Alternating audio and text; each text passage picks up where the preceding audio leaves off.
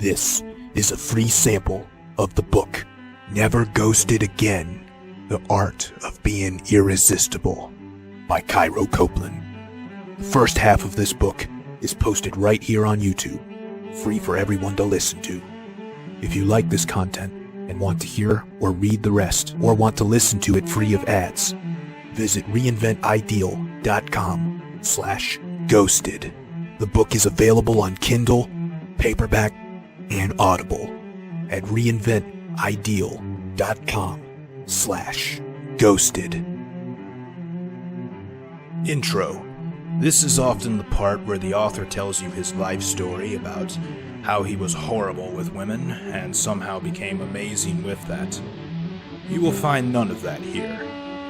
Such introductions were quite annoying to the author, as he was researching this book by reading others of the sort. As a result, the author has vowed not to waste any of your time. How biographical introductions help the reader is a mystery.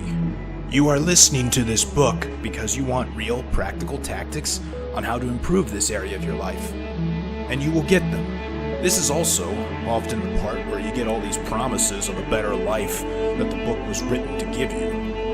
Here, you'll actually find the opposite. However, the title of this book suggests a certain problem that must be plaguing you. It is only pages away from being solved. Getting ghosted on. Must be. Why else would you have picked this book if it wasn't a problem in your life that was hitting a deep nerve? Maybe it happened a few times, or maybe it happens too often. But let's see if the following story sounds familiar to you. Jonah had his shit together. He had a respectable career, designations that awarded him letters after his name, a nice car, his own house, money in the bank, good conversation skills, and a somewhat above-average body, and could even play guitar. No previous marriages or kids from them, the ideal man, so to speak, that girls would be proud to bring home to their parents. But they never did. He would go on dates with girls he met online. Things seemed to kick off well at first, especially with Megan. They had sent detailed messages back and forth to each other online, sent texts to each other all throughout the day, even did 2 or 3 Skype dates. When her video feed first appeared on his computer, he breathed a sigh of relief. She was, in fact, as beautiful as her profile pictures advertised. Finally, he was able to get her on a date. The restaurant was cozy, the food delicious, and the girl in her dress was ravishing. Jonah and Megan had a stimulating conversation on a wide range of topics, from their interests to life plans to their feelings about relationships, and the date ended with a slow kissing session. His offer for another was accepted, and it went well as the first, or even better, seeing as how the kissing session went longer. He became less and less afraid of hiding who he really was with her, and started to show the real him. To a certain degree, she returned the favor. As more days passed, with the constant texting continuing, even 3-hour phone calls into the night, he became more comfortable around her and opened up his soul, showing his true intentions of seeking unconditional love. It was in an honest, vulnerable, yet well-worded way.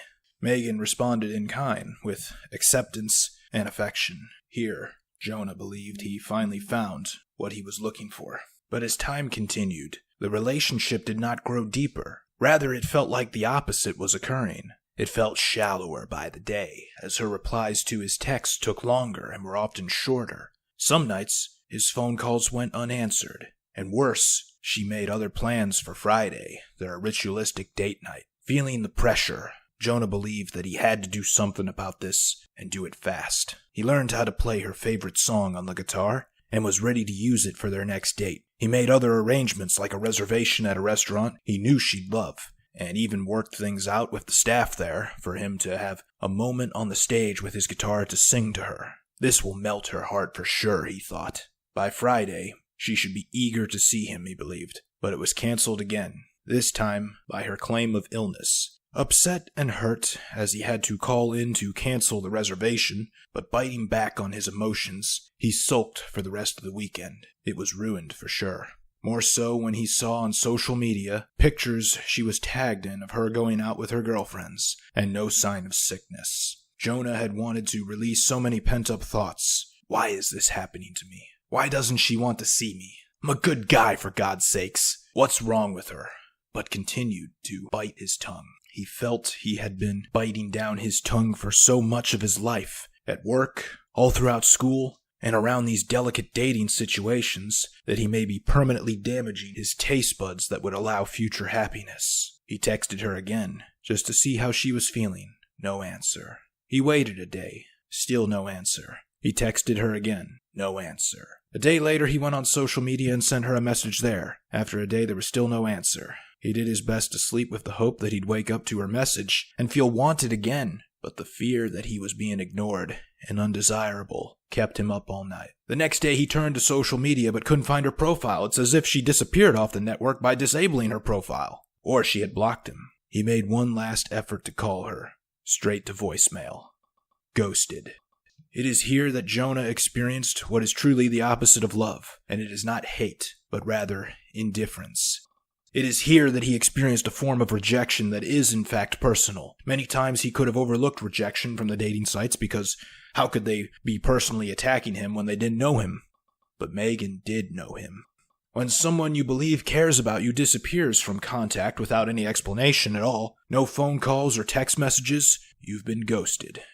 And this practice is becoming far too common. 50% of both men and women have experienced it, and that same percentage admits to doing it. While the practice has become common, the emotional effects have become no less devastating. And to those whose self-esteem is already in jeopardy, the effects are lethal. Why has it become common? In today's world of smartphones, social media, Netflix, Xbox, and Pornhub, the world has nearly cured boredom. There never has to be a dull moment in life. Rarely is anyone alone with their thoughts, as their smartphone is always with them to let them know how envious they are of their friends' lives through Facebook feeds. When you want to be entertained, both TV shows and video games are neurologically engineered to keep you watching and playing, thus able to avoid dealing with problems in life or discomfort. If there's something you like looking at, it's only a few keystrokes away. Discomfort is a feeling that the world has almost forgotten how to deal with, because everything in today's world is made to make one comfortable. Ghosting allows one to avoid emotional discomfort because the resolve needed to reject or break it off with someone is often difficult to summon. Guilt arises when you see the hurt your words and actions cause others. When you ghost, you don't have to see it, but the hurt doesn't go away for the recipient.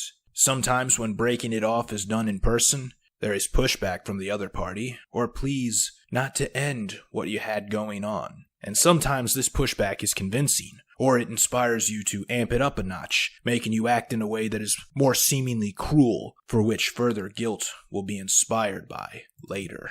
As it has been done once, it becomes easier for the same person to do it again. The more it happens, either to the victim of it or their friends, the more this victim feels justified to do it as well. And now it's become a world of ghosting and giving not a shit about the emotional well-being of others. How much longer will it be before this whole world melts down like an ice cube on a stovetop with how cruel we've become to each other? The hope of the author is that no man reading this will ever experience it again, and that maybe one day it will be a forgotten practice. This book will shoot straight with you. The journey to improve your lot in life with women is an arduous one, to say the least. In this book, you will be presented with very uncomfortable truths and outrageous claims. But once you are exposed to them, much of your past experiences and the world around you will finally start to make sense. It is important to note that what you are about to read is not for the newbie. Not for the timid youngster just testing the waters, nor the recently dumped hoping to get his ex-girlfriend back. The shocks you are about to absorb are intense and perhaps can only be handled by the advanced. There is only one type of man that will truly be able to appreciate the information presented here: he who genuinely loves women. That may seem like the lowest bar, but it is higher than what first meets the mental eye. The truth is that in this journey, you will feel more disrespected than you've ever felt before. You will be mistreated far more than you ever thought possible. You will see the ugliest side of humanity and learn that the opposite of love is not hate, but indifference. And that is the most painful experience on earth. Only he who has a genuine love for women will be able to experience that pain and go back after what triggered it. This is for the guy that sees the true ugliness behind the glamour and beauty of the love he seeks and fears becoming the jaded, bitter man that is destined to spend the rest of his life alone. Fears aligning himself with the likes of MGTOW, which stands for men going their own way, and fears being governed by resentment. Fears becoming the creepy old man that merely stares at beauty, believing that's all he has the power to do. The genuine love overpowers the fear. This is for the guy that has fallen hard on the floor of his room, crying his heart out, and contemplating suicide, while the woman he adored with all his capacity to love flaked on him, ghosted on him, all the while she received adoration effortlessly from an endless supply of douchebags at her beck and call. This is for the guy that has done everything the women he loved ever asked him to do, yet they still denied him the only things he ever asked for: reciprocation, a recognition of his basic humanity, acknowledgement of his long-suffering heart, empathy for its agony, and above all, unconditional love. In today's world, he catches himself asking, when did that become too much to ask for? This is to help that guy become a man, an irresistible man. In this era of ghosting, this is the kind of man that is so good she would never dream of ghosting on him, but she will do quite the opposite, which is ironically haunt him and do so frequently. This book is The Art of Being Irresistible. Throughout the chapters that follow, the author uses the noun guy to describe the untrained male who's down on his luck with women, and then uses the noun man to describe the irresistible ideal. Pay attention to such usage, as the distinction is more important than mere grammatic device. The author understands very well the pain you are in, and in the pages that follow, he makes no cold-hearted comments intentionally to shit on your pain. Despite the harshness of the truths presented, they are here for your benefit and future happiness. He dreams of a world where men understand women, where men can effortlessly attain the relationships they desire, and have a lot more safe, consensual sex. It is quite a moral calling, because such a world is a better world for all its inhabitants. To get the most out of this book, you must remember that while the cause of your pain stems from your desire for women, it is never the fault of the women. Do not grow bitter and resentful toward them. They do not consciously inflict it. An understanding of female nature will make this clear. That is why great emphasis is given on genuinely loving women. The trials and tests you will face in this journey can only be endured by having a genuine love of them. That is the only source of strength that will sufficiently fuel you across the miles of progress. This is to reinvent the wheel, or better yet, reinvent ideal. Never ghosted again.